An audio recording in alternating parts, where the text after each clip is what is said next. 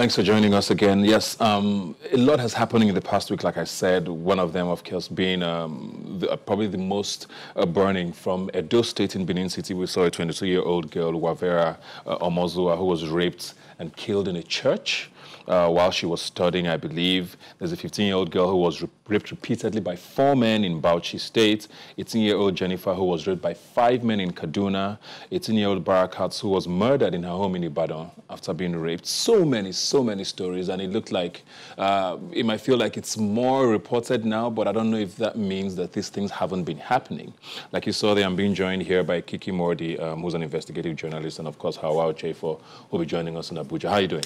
I'm very well, I can see you're wearing black, obviously reflecting the mood of things in the country. What do you think is going on? What is really going on? What is going on is rape culture is manifesting itself. We've been saying this for years, that we live in a community where rape culture thrives, and people refuse to take our words for it. I don't know if it's the pandemic, or I don't know what to call it, but suddenly we can all see what we've been saying for a very long time. Maybe it's technology that gives us access to quickly share information faster than before, but we suddenly are now very aware of the rape culture that we have in our society. Yeah. What is it about? Do you think anything about the way our culture is set up encourages this and makes it almost sort of thrive here?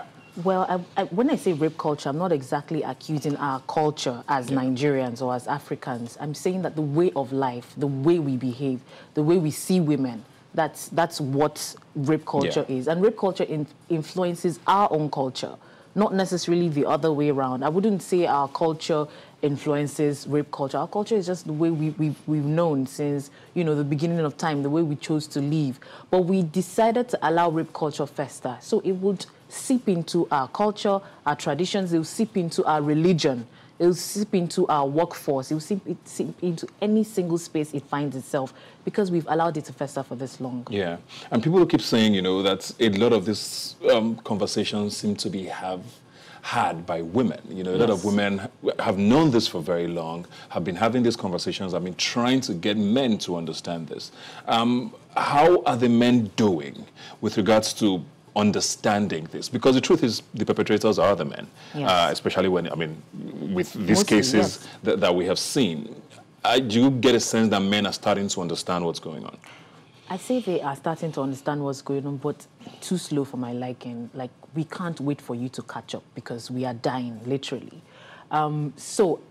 It's a pandemic. I would call it that. It's a pandemic we have on our hands right now. So we can't wait for you to slowly catch up. We don't have that time to slowly explain to you, with the tone that you would rather us explain to you, that we are dying at the hands of men, literally, because they do not respect or see women as humans, or complete humans, deserving of respect. Let's go to Abuja, because we're joined in Abuja by Hawa Ochefo, who's the founder of She Writes Woman. Hawa, if you can hear me, I don't know, I'm sure you've been following the conversation. There's so much to unpack here.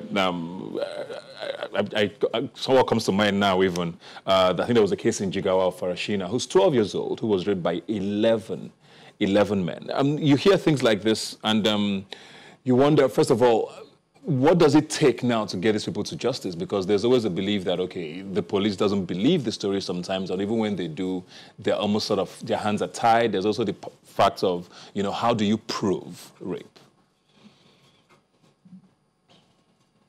Absolutely, Ibuka. It's quite it's very complex. It's a very multi-layered issue, and I think more than that, we need to understand that it is a systemic issue. So a lot of times, what makes the conversation very polarized and it seems like some people are for or against and all of those things is that we don't understand systemic issues. And I always say, if you don't understand systemic issues, you will always think it's about that one issue. You will always think it's a personal attack against a gender or a group of people or culture or things like that. But it's really about a system. It's about a system that has created structures that enable certain kinds of behavior and sort of enable the injustice that sort of have to be.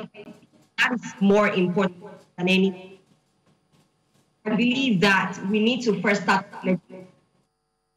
that, okay, we have a law. Is it domesticated across all the states? No. But just having that top-down approach is not enough in having just a piece of paper. It is also understanding that we need to reorient the system. So when people talk about police, I'm like, have we forgotten so soon that it was the same police that had the same issue last year where women went and they were also raped as well. So we need a complete reorientation, because it's not going to take any one aspect alone for us to be able to combat this, like Kiki said, pandemic, but it has to be a systemic thing. So while we're doing the legislation, what are we doing in schools? What are we doing in the educational system? What are we doing in terms of reorienting, in terms of religious institutions and stuff like that? Because any one place can totally void the kind of progress that we're trying to make in terms of getting systemic change.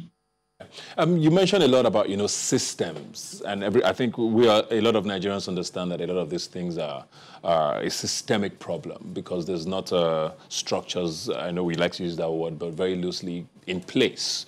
But we did see comments from people in government, especially the House of Representatives, during the week, sort of almost victim blaming, and that seems to be the culture here.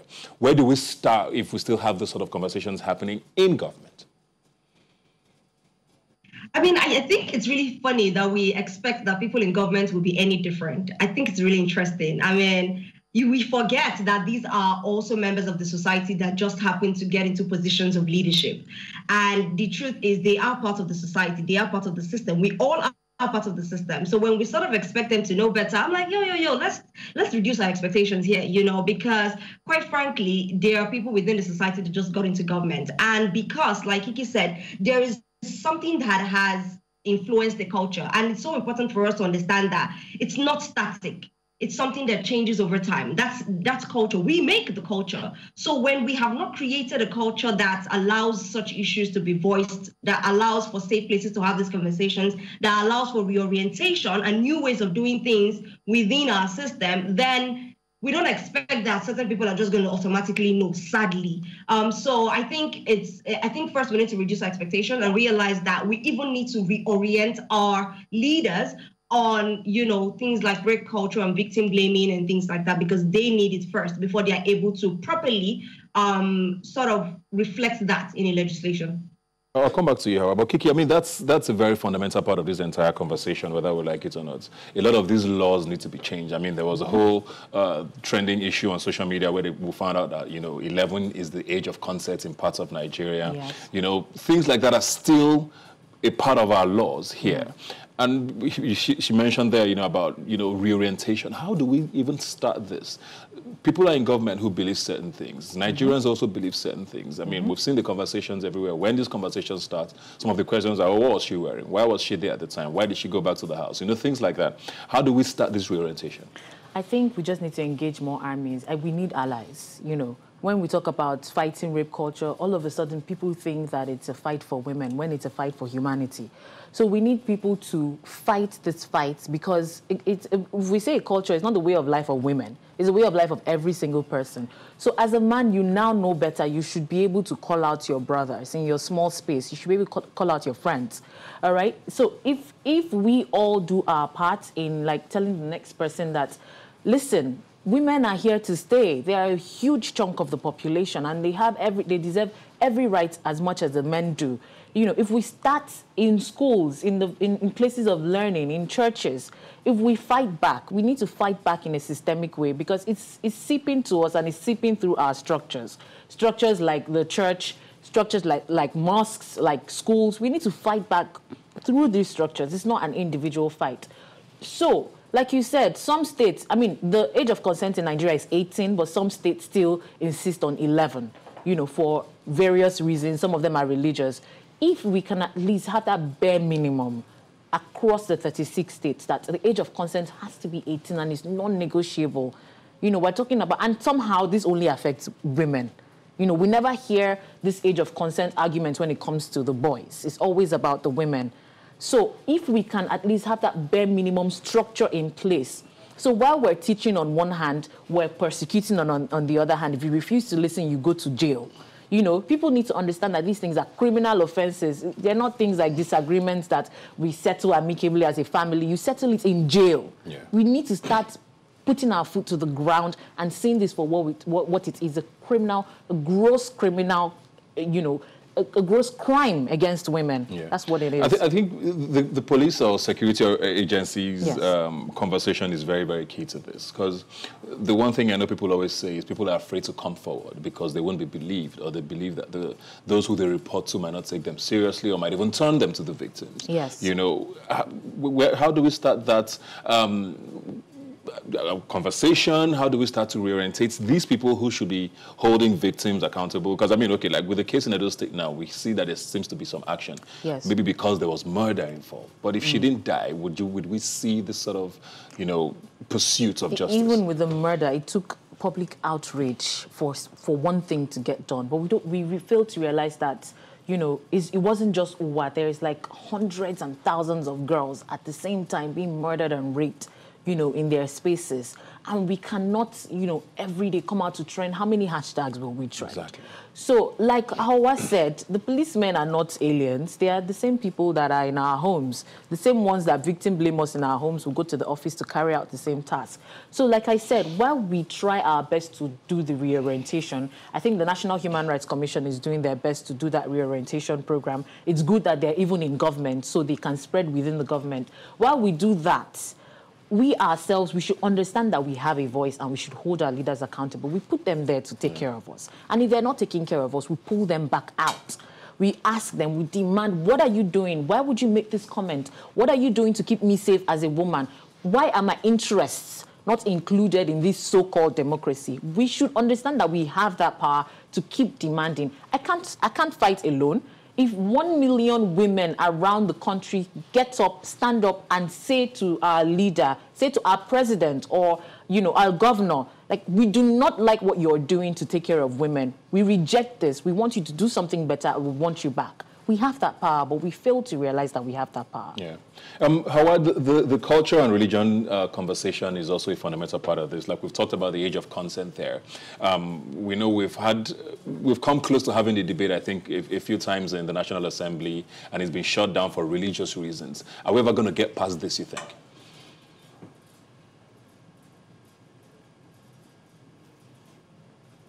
About this idea of religion, whether religion is actually contradicting consent and things like that.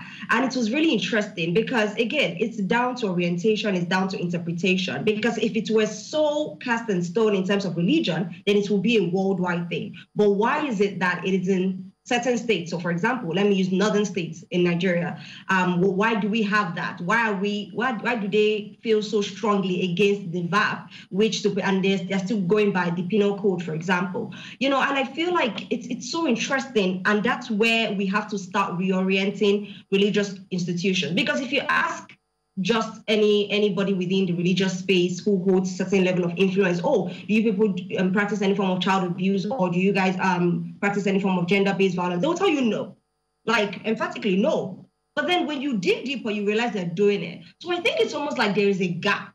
There is an understanding gap, there's a language gap. But then if you don't know you're doing something, when you're being asked, you'll be like, no, I'm fine. I'm not doing that. I don't have any concern with this because it's not my area, because we do everything legally here. You know, so it's kind of tricky because we're such a religious country, and for some reason, wherever religion comes into our space, we just lose all sense of logic and reasoning in this country. But I think it's not just about the legislation, because they will always resist that if they feel like, you know, the religion permits them to. So we need to begin to have more influential voices within the religious space, because if you now have contradictory voices within the religious space saying, no, you should, and yes, you should, then they begin to listen to each other. So I think, like Kiki said, we have certain levels of power that I feel like we're not really using, and we're not building those allies, because we need allies within the religious space, the people that use religion as sort of a justification for many of these kinds of injustices. I think that, for me, would be a very vital way to go. Sort of following from what I had asked her about, you know, reporting, a lot of women are still not very comfortable coming up. It's one of the hardest things to talk about for people who go through this. I don't know, are you seeing an uptick in numbers of women who are willing to come out and report? And what do you say to someone who is sort of going through this and still doesn't feel strong enough to talk about it or lay claim about it?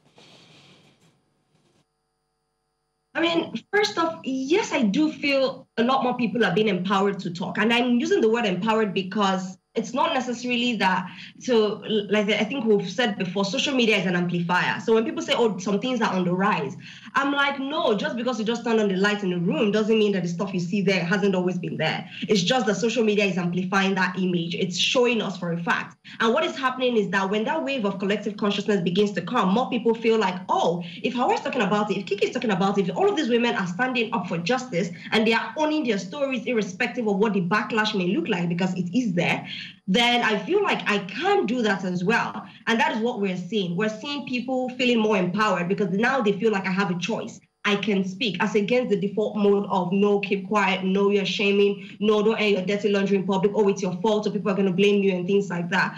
So I think that's it. But if anybody who is listening and the person is feeling like, I'm going through this, and, first off, there's no pressure to stand up and tell your story, because I think we also have to be very careful, because it's a very traumatic experience. As a sexual violence survivor myself, I know what you have to go through in reliving your experience almost every single day. And then when you come out to talk about it, you are met with a whole lot of, it's a mixed field.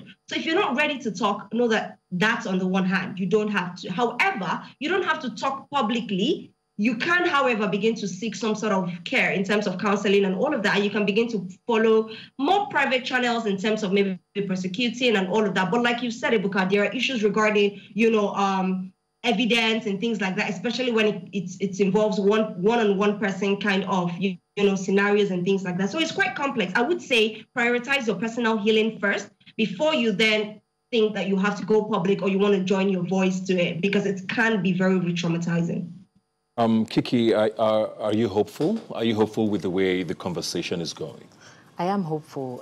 It's math. If we all keep talking about this, and I mean, at some point, it wouldn't be publicly acceptable for people to make rape jokes. As a matter of fact, I see it happening. Some people feel like we're making noise on social media by calling people to order for being inappropriate, but we see that there is a shift. If someone tweets something inappropriate or ridiculous, even the people who have insulted us for being too loud start to say, they're coming for you, so things like that. They know, they understand. And in fact, they've always known, but right now they know that it's no longer acceptable. Yeah. Well, thank you very much. I mean, it's a space we'll continue to look at because, I mean, a lot of us are learning. And I think that's the most important thing. I am learning, and I hope all men out there in particular, and I keep talking about the men because the victims are not the issue here. It's those who perpetrate the crime that we should be looking at. I noticed that you and Hawa are wearing black, so I guess it reflects the mood, like I said, and I hope people understand how tough this can be. We'll take a break now and be right back. Please don't go away.